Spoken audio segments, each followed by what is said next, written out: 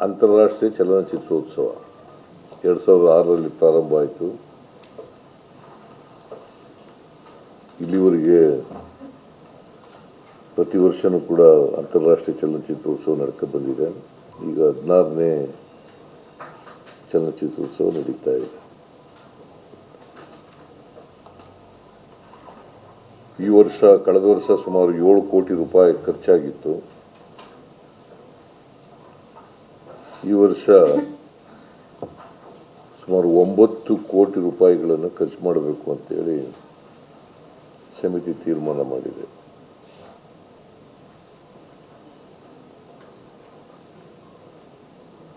So ಉದ್ಘಾಟನೆ ಮತ್ತು ಸಮಾರೋಪ, ಉದ್ಘಾಟನೆ 1ನೇ ತಾರೀಕು ನಡೀತದೆ, 8ನೇ ತಾರೀಕು ಸಮಾರೋಪ ಸಭೆ ನಡೀತದೆ.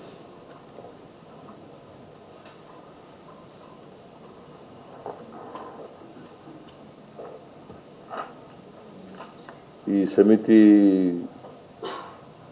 ಸಮಿತಿಯವರು ಯಾರು ಮುಖ್ಯ ಅತಿಥಿಗಳಾಗಬೇಕು ಅಂತೇಳಿ ತೀರ್ಮಾನ ಮಾಡ್ತಾರೆ. ಇನ್ನೂ ತೀರ್ಮಾನ ಮಾಡಿಲ್ಲ, ಅದನ್ನು ತೀರ್ಮಾನ ಮಾಡ್ತಾರೆ. ಉದ್ಘಾಟಕರನ್ನೆಲ್ಲ ಒಬ್ಬರು ಸಿನಿಮಾದವ್ರನ್ನ ರಾಯಭಾರಿ ಮಾಡ್ತೀವಿ. ಆ ರಾಯಭಾರಿ ಯಾರು ಅಂತ ಹೋದ ಸರಿ ನಮ್ಮ ಧನಂಜಯ ಅವರಾಗಿದ್ದರು. ಈ ಸಾರಿ ಒಬ್ಬರನ್ನ ಮಾಡ್ತೀವಿ. ಅದು ಅವರೇ ಸಮಿತಿಯವರೇ ತೀರ್ಮಾನ ಮಾಡ್ತಾರೆ. ನೀವೇ ತೀರ್ಮಾನ ಮಾಡಿ ಅಂತ ಹೇಳಿದ್ದೀನಿ.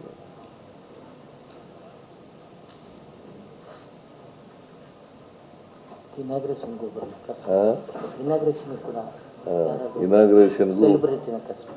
ಅದೇ ಅದನ್ನ ನೀವೇ ತೀರ್ಮಾನ ಮಾಡಿ ಯಾರನ್ನ ಕರೆಸಬೇಕು ಅಂತ.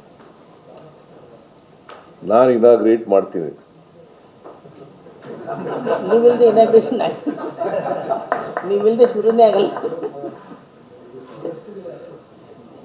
ರಾಜ್ಯಪಾಲರು ಸಮಾರೋಪ ಸಭೆಯಲ್ಲಿ ಭಾಗವಹಿಸ್ತಾರೆ.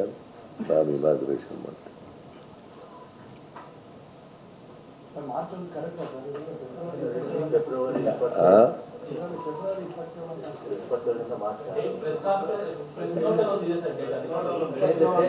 ಪ್ರೆಸ್ ನೋಟ್ ಅದು ಸರಿ, ನಾನೇ ಅದನ್ನು ಬದಲಾವಣೆ ಮಾಡಿದೆ. 27ನೇ ತಾರೀಕು ಆಗಲ್ಲ, ಶನಿವಾರ ಮಾಡಿ ಅಂತ ಬದಲಾವಣೆ ಮಾಡಿದೆ. ಶನಿವಾರದಿಂದ ಮುಂದಿನ ಶನಿವಾರದವರೆಗೆ. ಅವರು ಮೊದಲು 27ಕ್ಕೆ ಮಾಡಬೇಕು ಅಂತ ಇದ್ದರು. ಅದನ್ನು ನಾನು 27ಕ್ಕೆ ಬರೋಕ್ಕಾಗಲ್ಲ, 1ನೇ ತಾರೀಕು ಮಾಡೋಣ ಅಂತ ಹೇಳಿದೆ, ಮಾರ್ಚ್ 1ನೇ ತಾರೀಕು. ಬಿಕಾಸ್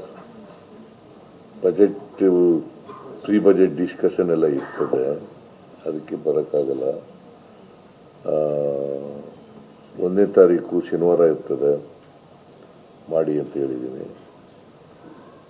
ಶನಿವಾರದಿಂದ ಮುಂದಿನ ಶನಿವಾರದವರೆಗೆ ನಡೀತದೆ. 13 ಥಿಯೇಟರ್ಗಳಲ್ಲಿ ಪ್ರದರ್ಶನ ಆಗ್ತದೆ. ಎಲ್ಲ ದೇಶದ ಚಿತ್ರಗಳು ಪ್ರದರ್ಶನ ಆಗ್ತವೆ. ಕನ್ನಡ ಚಿತ್ರಗಳು ಕೂಡ ಪ್ರದರ್ಶನ ಆಗ್ತವೆ. ಬೇರೆ ದೇಶದ ಚಿತ್ರಗಳು ಪ್ರದರ್ಶನ ಆಗ್ತವೆ. ಕನ್ನಡ ಚಲನಚಿತ್ರಗಳು ಪ್ರದರ್ಶನ ಆಗ್ತವೆ. ಸೊ ಪ್ರತಿ ವರ್ಷದಂತೆ ಈ ವರ್ಷವೂ ಕೂಡ ಅಂತಾರಾಷ್ಟ್ರೀಯ ಚಲನಚಿತ್ರೋತ್ಸವವನ್ನು ಕರ್ನಾಟಕ ಸರ್ಕಾರ ಆಚರಣೆ ಮಾಡ್ತಾ ಇದೆ.